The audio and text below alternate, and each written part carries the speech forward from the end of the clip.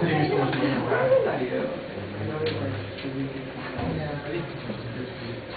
evening, ladies and gentlemen. My speech is on the 241 toll road and the extension that they are planning on the toll road. My secondary claims, I oppose it. First of all, I'm sorry, I didn't do that. I oppose the extension, and my reasons for that are: it will be expensive, it will hurt the environment, and also it is ineffective. So first of all, the toll road itself will cost about $1 billion to extend from Oso Parkway to down to San Clemente. Now, the Toll Road Commission Agency has about $80 million set aside for the toll road project, and that's not nearly enough. So they say the toll road is going to be self-funded from real estate sales and from tolls alone. Now, the 73 toll road, which was built back in November of 1998, that's still in debt with that whole self-funding program. They're still trying to pay that off, and as of 2005, it still is not going to be paid off for at least another 9 years. So this whole self-funding thing, eventually taxpayers are going to probably have to fund it. Also, real estate sales, their fees are generated from real estate sales. Those will go towards the toll road. So the TCA said that we will not be affected by paying for the toll road, but with these fees on real estate sales, we will be affected. So that's kind of a lie. All right. Next, in terms of environment, the San Mateo Creek, which is the main riverbed that goes into the Pacific Ocean down in the area, the 241 will be completed. 50% of it will be cut off, and when 10% of a river or anything is paved over, it severely inflicts the environment.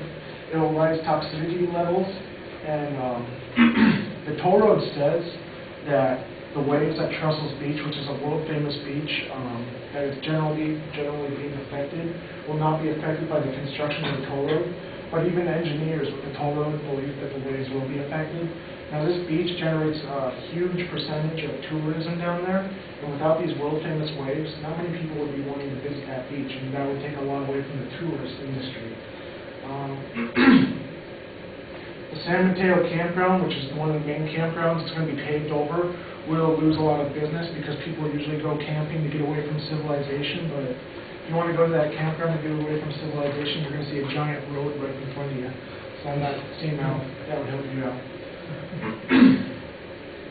Pardon me. And they're using the toll road says that they're going to use these filtration systems to cut away the runoff from the toll road. That way, when they clean it out, it'll be actually cleaner than it was before, but it won't reduce all the waste. It will just partially reduce it. And they did the same thing with the 73 toll road. Those water filtration systems have already failed, and they had to replace them already, out using taxpayer money.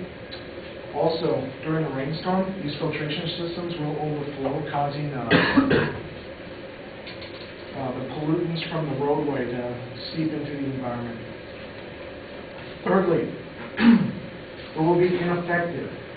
Traffic, where the 241 is planned to meet, which is down in San Clemente, will be even worse after that than it is right now. And down in that area, traffic is already pretty horrid.